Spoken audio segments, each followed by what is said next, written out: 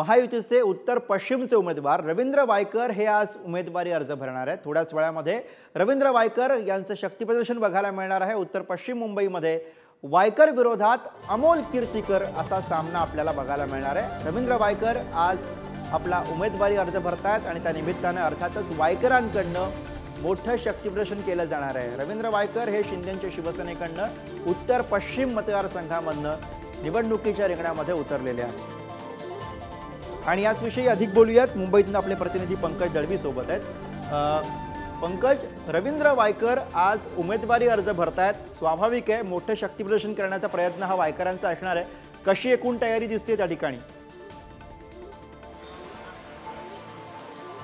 गुरु, तयारी सुरू आहे। आता जोगेश्वरीच्या त्यांचा जो मतदारसंघ आहे किंवा त्यांचा जो बालेकिल्ला म्हटला जातो त्या श्यामनगर तलावाजवळ मी आहे। तिकडे पाठी इच्छापूर्ती गणपती मंदिर आहे।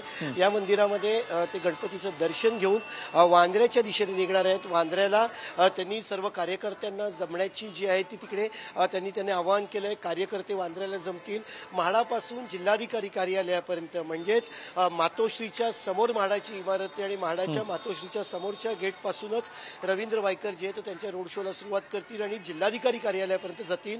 महायुतीचे सगळे नेते याच्यामध्ये सहभागी होणार आहेत। महाराष्ट्राचे मुख्यमंत्री एकनाथ शिंदे हे सुद्धा येण्याची शक्यता आहे, कारण ठाण्याचा कार्यक्रम आटपून ते या रॅलीत सहभागी होतील असं सांगण्यात येत आहे। एकंदरीत शक्ती प्रदर्शन निश्चितच केलं जाणार आहे।